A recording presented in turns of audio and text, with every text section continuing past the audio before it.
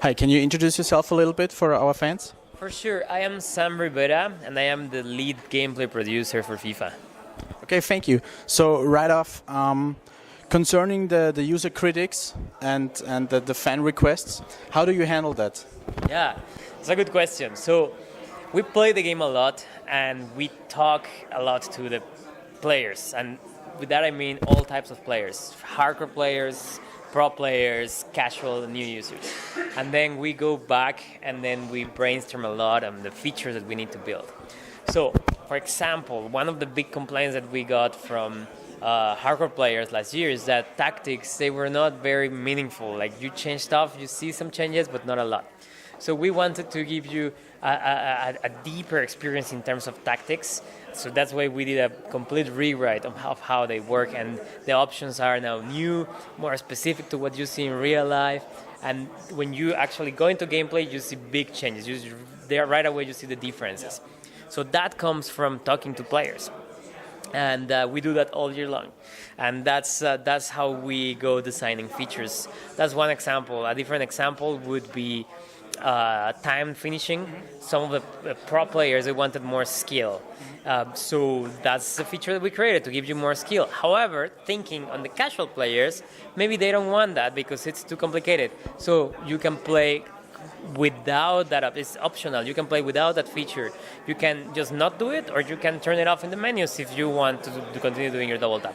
So we are trying to balance things out to make sure the game is fun for everybody that plays it. So talking about casual players, do you think the new FIFA is open for newcomers and newbies? Definitely, definitely. So two things, two examples. The first one is for casual players. There were situations in FIFA 18 where the ball is loose, and then it was very hard to switch to a player and then go manually to the ball. Now with the 50-50 battles, the players will automatically understand, oh, the ball is loose, I need to go to the ball. So we keep looking at ways to automatically help the players in the moments where they need help, without obviously making the game fully automated. That's one example. The other example is for new users, like young kids. There's a lot of them that they really want to get into the game. But it's quite complex, like a game, FIFA, with all the mechanics.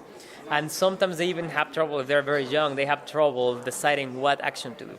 So this year we introduced just one button controls where you just need to worry about where you're going and just press a button when you want an action. What action that will be, the system will right away decide based on the situation what's the best action for you.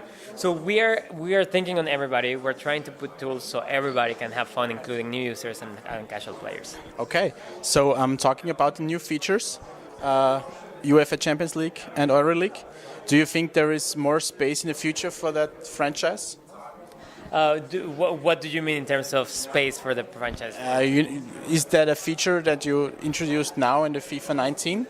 And do you think it's gonna be more in the future about it? Yeah. Well, so even for FIFA 19, we are trying to make sure it's in the more modes we can put it. So let's say the journey, Alex Hunter is gonna try to win the Champions League. In career mode, your team, if it's an European team, will be trying to qualify to the Champions League. So we're putting everywhere we can this year. And we're creating, obviously, its own standalone mode. So I think it's available in many places. You can experience it. You can experience it also through the new. You can directly say, oh, I just want to play the final of the Champions League. You can do it, no problem. So in terms of what's for the future, we don't know yet. First, we need to see how it goes when the game goes live, and then what are the players, FIFA players, requesting for us to do. So as I mentioned, we listen a lot to what the feedback is, so that's what we will be doing for the future. Concerning the tactics, do you have any analysts or experts for football in your team?